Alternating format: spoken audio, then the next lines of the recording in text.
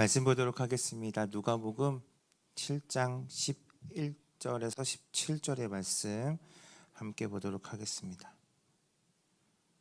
누가복음 7장이에요. 우리 한 목소리를 봉독합니다. 시작.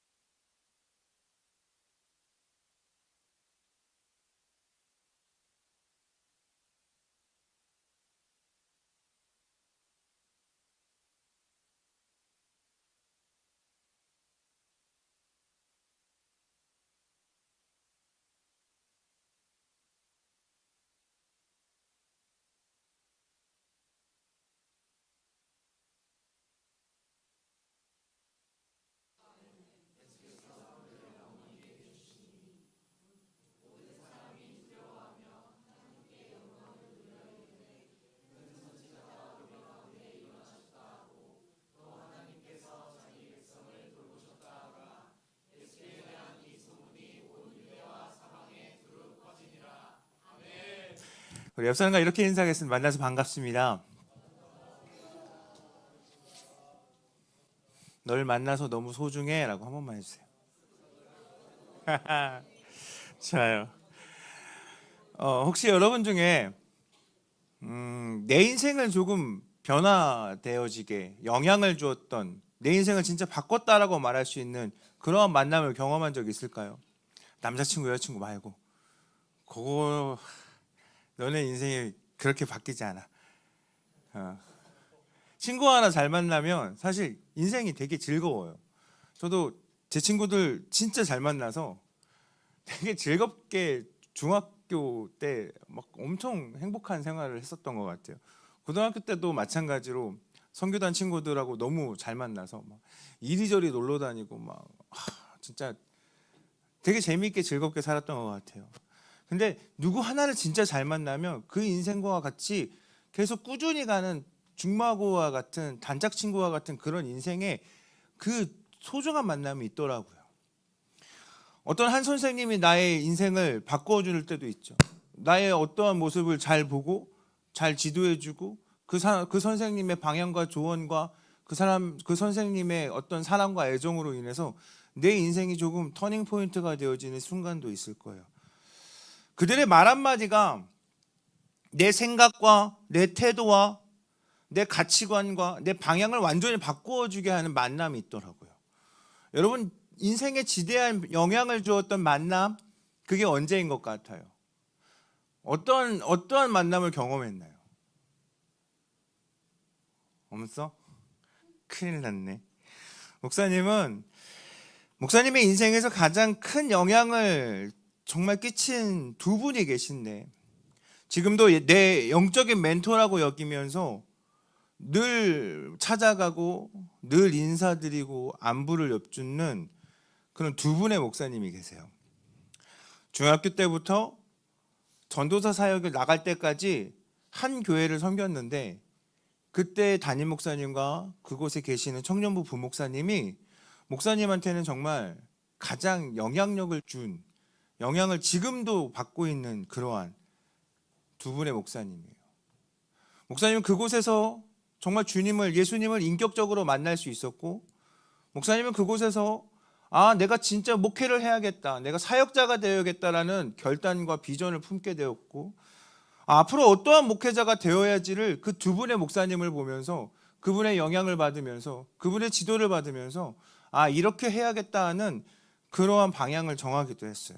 그럴 수 있었던 건 진짜 그 두 분의 목사님이 나를 정말 사랑했고 나를 정말 애정했고 나를 때로는 정말 눈물이 쏙 빠지도록 혼내기도 하셨어요. 지금도 만나면 아버지라 부르고 지금도 만나면 어머니라 부르는 두 분이 계셔요. 그 두 분에게 난 여전히 언제 가도 그냥 철부지 오한별 같은 느낌.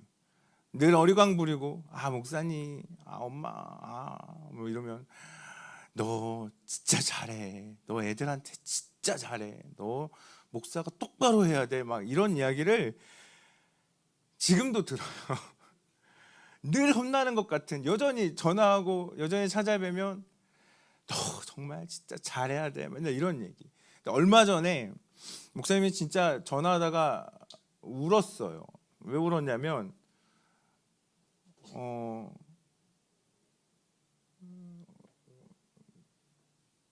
우리 청년부 목사님이었던 내 어머니라고 부르는 목사님이 요즘 사역이 어때? 라고 해서 목사님 저 요즘 이런 사역하고 있고 뭐 프리즘에서 이렇게 사역하고 있어요. 뭐 이런 일들을 지금 하고 있어요. 준비하고 있어요. 잘한다. 이 한마디가, 이 인정 한마디가 나를 와르르 무너지게 했어요. 그래서 전화하다가 말고 막 울었던 기억이 있어요. 늘 그냥 혼났던 분인데 늘 그분을 바라보면서 이런 목회자가 돼야지, 정말 좋은 목회자가 돼야지라고 생각했었어요. 세월이 지나서 이제 두 분이 얼마 전에 올해 은퇴를 하셨어요. 한 분은 담임 목사님으로, 한 분은 그 교회 부목사님으로 같이 은퇴를 하셨어요. 내 인생을 진짜 가장 영향력을 끼쳤던 그 두 분이 있었기에, 날 여기까지 이끌어 주셨던 그 소중한 분들이 있었기에 그 만남이 나에겐 선물과도 같았고, 그 두 분으로 인해서 내가 오늘 이 자리에 서서 정말 신앙생활을 잘할 수 있지 않을까, 한 사람의 목사로서 그래도 역할을 감당하려고 할 수 있지 않았을까 하는 생각이 있어요. 여러분, 만남은 우리의 인생을 바꾸는 힘이 있더라고요. 나는 여러분들의 선생님이, 또 여러분의 목사가, 또 여러분 옆에 있는 친구들이 여러분들을 바꿀 수 있는 힘을 가진 그러한 만남이 되어지길 간절히 소망합니다. 오늘부터 우리는 예수님을 만난 사람들이라는 테마를 가지고 그 주제의 설교를 하나하나 이어가려고 합니다. 예수님을 단순히 그냥 지식만으로만 아는 것이 아니라 인격적으로 예수님을 만났던, 정말 그 예수님을 믿었던 그 사람들의 이야기를 통해서 오늘 우리의 삶에도 어떠한 은혜가 일어나는지, 어떠한 은혜가 흘러가는지를 다시금 발견하는 그러한 시간이 되어지기를 간절히 바랍니다. 할렐루야. 오늘 예수님은 나인성이라는 아주 작은 마을, 작은 성으로 들어가셨대요. 성문으로 가까이 가시는데 그곳에서의 한 무리의 행렬을 발견해요. 장례 행렬이었어요. 오늘 12절의 말씀을 한번 볼까요? 12절의 말씀입니다. 함께 읽겠습니다. 시작.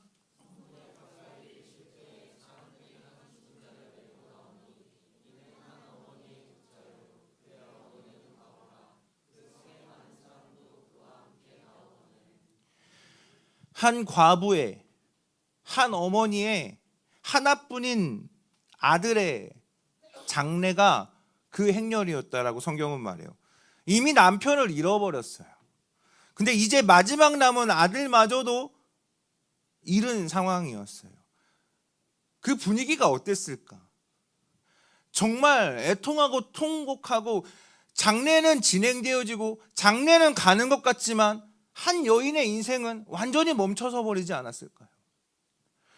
고통의 시간이 빠르게 흐르면 조금 견딜 수 있을 것 같은데, 고통 가운데 있을 때는 시간은 왜 이렇게 느리게 가는 것만 같은지, 이거 언제 끝나나 하는 그러한 순간이, 장래의 행렬은 이어지고 있는데, 행렬이라는 거 계속해서 이어지고 있는데 한 여인의 인생은 완전히 멈춰서 버린 그런 순간이었어요. 사회적으로도 정서적으로도 완전히 무너져서, 한마디로 난 모든 걸 다 잃어버렸어 하는 그 여인이 그 행렬에 따라가기는 하는데, 내가 가야 되니까 따라가기는 하는데 무거운 발걸음으로 그 행렬 안에 있는 여인이 있었다고요. 보통 이런 상황이면 내 곁에는 수많은 사람들이, 지금 성경에는 수많은 사람들이 있었다라고 하는데 내 곁에는 지금 아무도 없어 라고 여기지 않았을까요? 수많은 사람들이 가며 괜찮아, 당신은 살아야지, 우리 그런 말 들죠. 산 사람은 살아야지. 이런 이야기를 들어도 누구도 내 고통을 이해하지 못해 라는 마음이 있지 않았을까요? 마치 하나님은 날 버렸어, 남편도 빨리 그렇게 데려가더니 내 하나뿐인 아들마저도, 차라리 내가 나를 먼저 데려갔지, 이 아들을 왜 먼저 데려가셨냐고 원망하며 하나님 날 버리셨어 하는 충분히 그냥 거기에 주저앉고 싶은 마음이 가득했던 그 행렬을 예수님이 보신 거예요. 그 상황에서 그 여인은 오늘 예수님을 만나요. 인생이 멈춰버렸고 인생이 무너져버렸고 모든 것이 다 끝났다라고 이제 포기하고 좌절하고 낙심하는 그 가운데에 예수님을 만난다고요. 이게 진짜 그냥 우연히 예수님이 성문으로 들어가시는 길에 우연히 발견한 건지 아니면 예수님이 정말 이 여인을 만나기 위해 목적을 가지고 오늘 이 여인을 만나야겠다라는 그러한 마음을 가지고 거기를 찾아오셨는지는 성경을 통해서 우리는 알 수 없지만 분명한 건 예수님이 먼저 찾아가셨다라는 거예요. 오늘 성경 안에서 우리가 발견해야 되는 건 예수님이 먼저 찾아가셨다. 어려움을 당한 여인이 예수님 도와주세요. 내 아들이 죽게 되었다고요.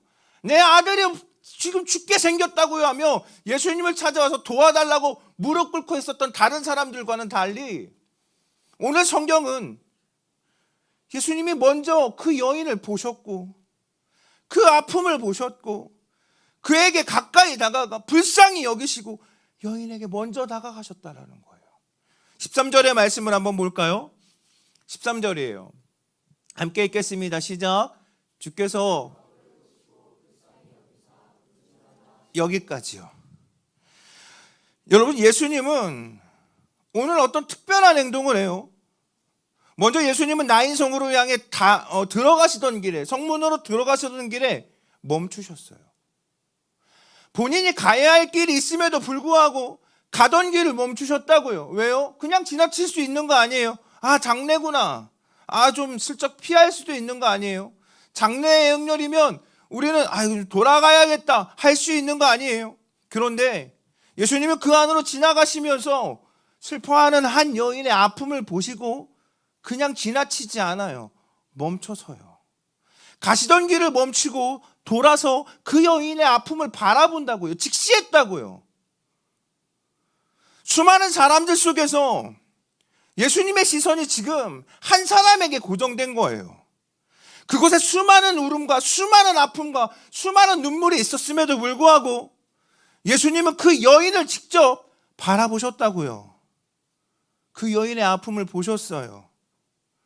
가던 길을 멈추고 그 여인의 아픔을 지나치지 않고 바라보셨다고요. 그리고 성경은 이렇게 말해요. 불쌍히 여겼다. 그리고 여인에게 다가가 먼저 위로하셨어요. 여러분, 여기서 보다라는 표현은 그 의미는 그 안에 있는 마음의 상태와 그 내면의 상태와 그 여인이 진짜 실제적으로 사람들 앞에 난 괜찮아 라고 말하는 그 마음이 아니라 그 내면에 있는 정말 아파하고 슬퍼하고 있는 모든 것들을 주님이 알고 보셨다라는 거예요. 모든 걸 다 잃어버리고 그 여인의 마음에는 이미 텅 빈 마음을 주님이 아신 거고, 하나뿐인 아들이 죽어서 행렬을 따라가기는 따라가는데 무겁게 걷고 있는 그 발걸음을 주님이 다 보셨고, 기댈 곳조차 없고 이제 소망 하나 없다라고 여기는 그 초점 없는 눈빛을 주님이 다 알고 보셨다라는 거예요. 예수님은 그 여인을 지나치지 않고 그의 마음을 보시고 그 마음을 불쌍히 여기시고 고통받는 그 한 사람을 놓치지 않고 눈물을 외면하지 않고 다가가시기 시작해요. 여러분, 오늘 우리의 삶에 나의 삶을 바라보시는 그 주님을 만나게 되기를 소망합니다. 수많은 사람이 다 아파한대요. 내가 제일 힘들다고 말하는데 여러분, 진짜 여러분 힘들 그 상황 가운데에 누군가 나를 바라보시는데 그게 주님이 되길 소망합니다. 그냥 와서 내가 다 알아 말하는 게 아니라 주님이 그 전능하신 그 주님이 나를 바라보시는 그 아픔을 바라보시는 시선이, 그 위로하시는 손길이, 다가오시는 발걸음이 진짜 참된 위로가 되어지게 되길 소망한다고요. 주님은 바라보셨고 불쌍히 여기셨고 다가와서 위로하세요. 그리고 뭐라고 말해요? 울지 마라. 근데 여러분, 그런 거 있잖아요. 울고 있을 때 울지 마, 울지 마. 더 서럽게 운다. 신기하게 그러지 않아요? 아들이 얼마 전에 어떤 쌤이 우리 집에 와서 달무티 내 판에 울렸어요. 애를 농노로 마지막에 만들어버리고 도망쳤어요. 근데 이거 막 분에 못 이겨서 울기 시작해요. 내가 농노가 된 거에. 그래서 야, 왜 울어? 울 게 아닌데. 근데 이 아이가 달무티 된 건 인정해. 그래, 달무티 된 건 좋아. 근데 왜 놀리고 가는데? 하면서 막 울기 시작했어요. 근데 그 포인트가 너무 웃겼는데 정말 때마침 그 선생님이 뭘 놓고 가서 띵동 다시 오셨어요. 근데 얘가 운 걸 걸리지 않으려고 눈물을 닦고 이러고 있었는데 예찬 쌤이 왜 울어? 왕 터졌어요. 울지 마가 아니라 왜 울어? 왕 터졌어요. 그 다음부터 눈물이 그치지 않아요. 우리는 이제 이건 인스타 각이다 이러고 다 사진 찍고 막 인스타에 올리기 시작했어요. 남의 불행은 우리에게 중요하지 않아. 우리 너무 신났어. 이건 인스타 각이다. 이건 스토리 각이다. 근데 여러분, 울지 마라 했는데 이게 위로가 되더냐고요. 오늘 예수님이 울지 마라 했는데 이게 여인에게 진짜 위로가 됐을까 하는 생각이 들었어요. 너무 힘들 때 힘내라고 한다고 여러분 진짜 힘이 나요? 힘이 나던가요? 정말 내 인생이 무너진 것 같을 때 있잖아요. 그때 괜찮아 라는 말이 분명히 그 사람이 날 위로하는 건 알겠는데 그게 진짜 힘이 되던가요? 제가 20살 때 아버지 돌아가셨거든요. 진짜 아무것도 모르고 그냥 장례를 치르고 있는데 진짜 막 어떻게든 난 가장이다. 내가 지금 이 재정을 다 감당해야 되고 내가 이 사람들을 다 맞아야 되는 그런 상황이었어요. 그래서 그 상황에서 막 정신 똑바로 차리고 있는데 수많은 분들이 와서 한별아 괜찮아 힘내라는 말이 계속 들릴 때마다 나의 마음에 빨리 이 장례가 끝났으면 좋겠다. 더 이상 이 소리를 듣고 싶지 않다 라는 마음이 오히려 들던데요.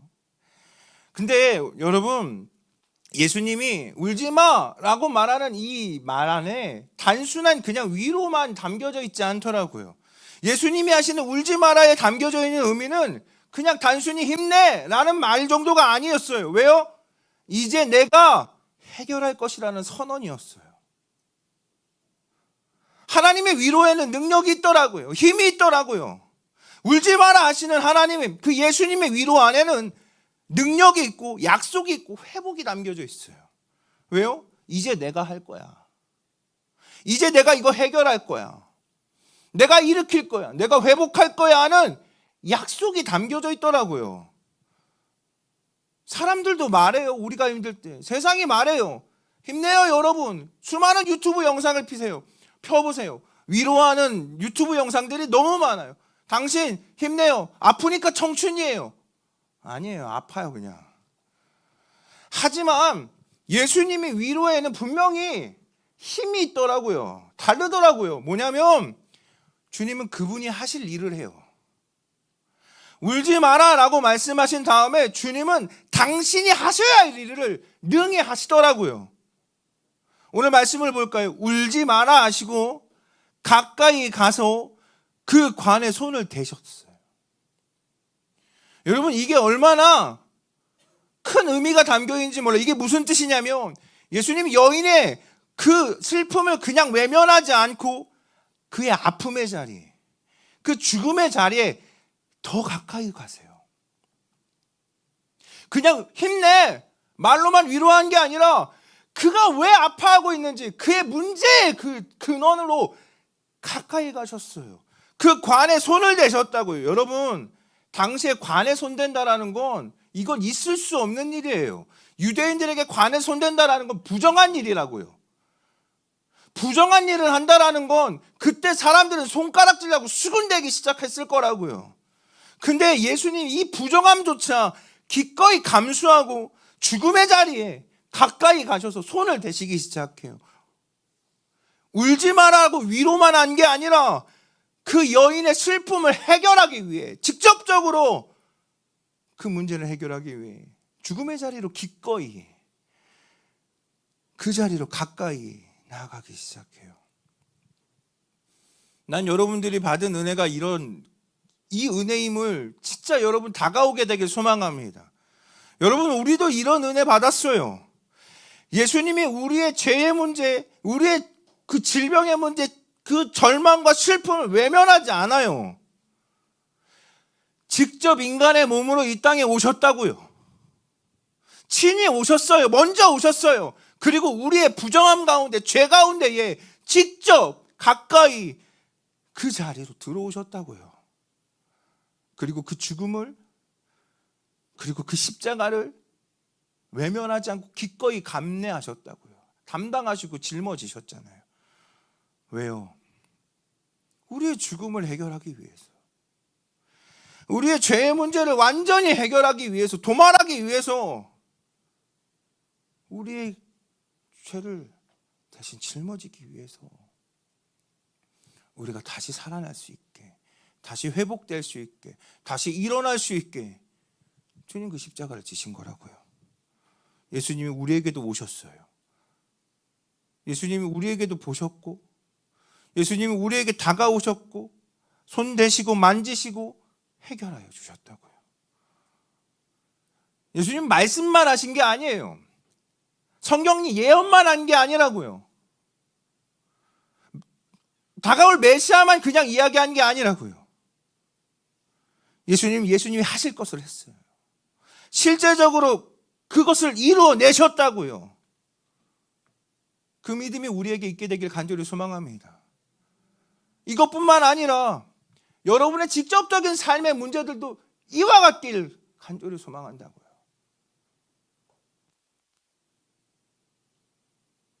내가 잘할 수 있을까?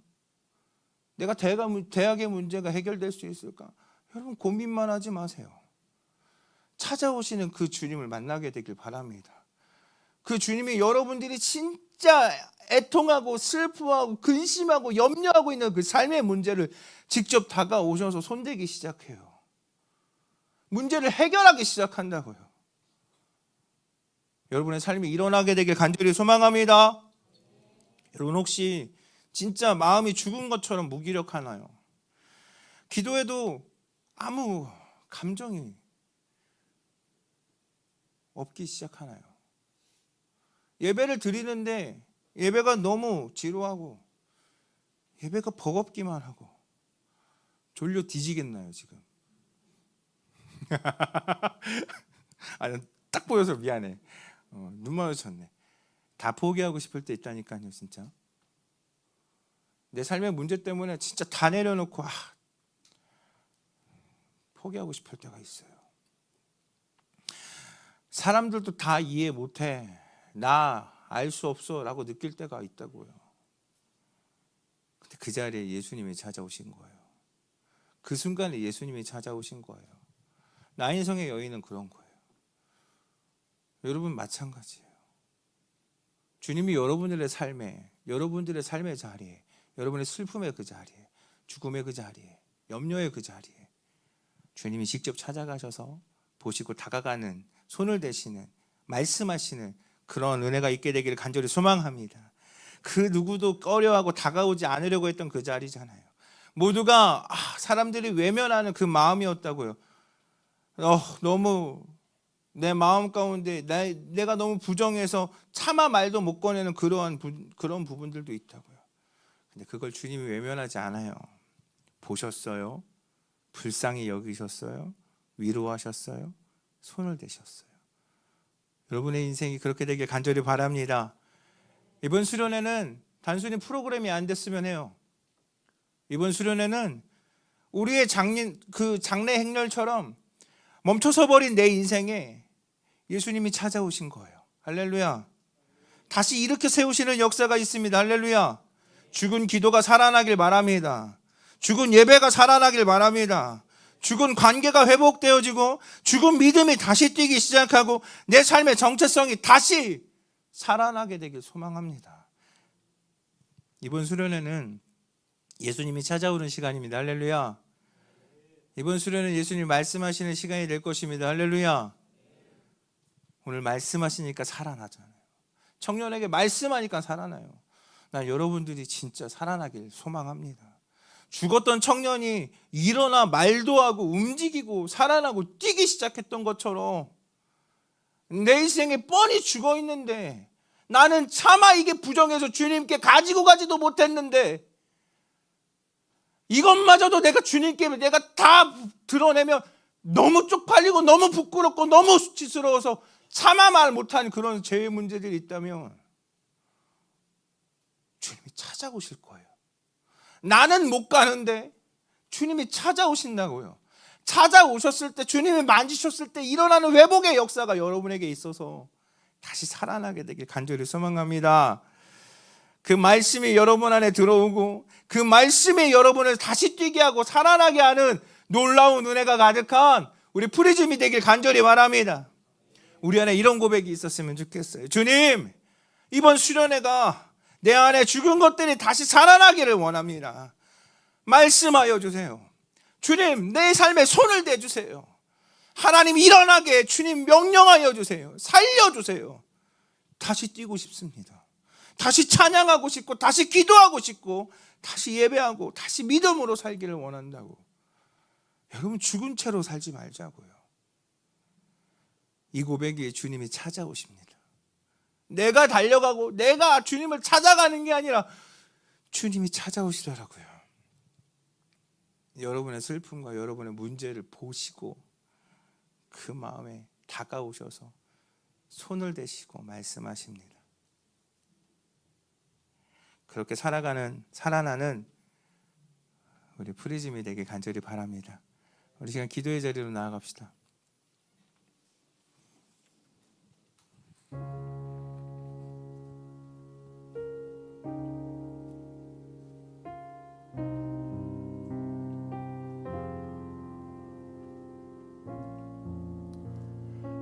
말씀이 어떻게 들렸는지는 모르겠어요.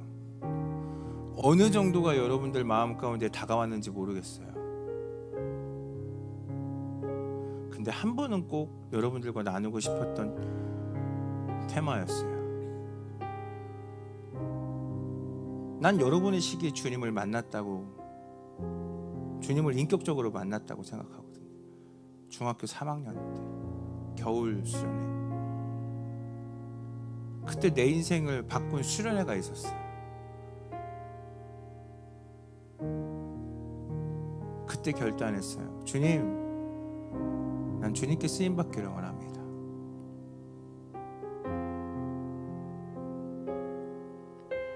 그리고 내 인생이 그렇게 결단하고 나서 늘 하나님과 가까이 하고 하나님과 친밀하고 하나님 앞에 부끄럽지 않았던 그런 인생을 살지 않았어요.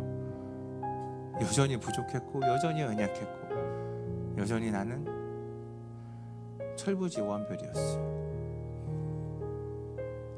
그럼에도 불구하고 주님이 계속해서 나를 이끌어 주시는 하나님의 손길이 있었어요.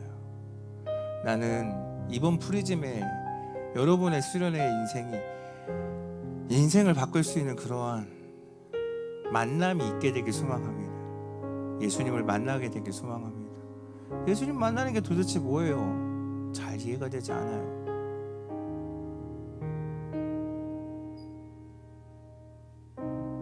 여러분, 믿어지게 될 거예요.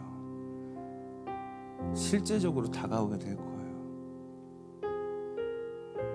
주님이 먼저 찾아가실 거거든요. 주님이 먼저 찾아가실 건데 우리의 마음을 닫지 않았으면 좋겠어요. 우리 지금 기도할 때 하나님, 죽은 채로 살지 않길 원합니다. 하나님, 주님의 말씀이 내 안에 들어오길 소망합니다. 하나님, 예수님이 찾아오셨을 때에, 그 인격적으로 찾아오셨을 때에 내가 그분을 영접하는, 믿어지고 은혜로 여길 수 있는 그러한 시간이 되게 해달라고 우리 소망하며 기도하며 나아갑시다. 함께 기도하겠습니다.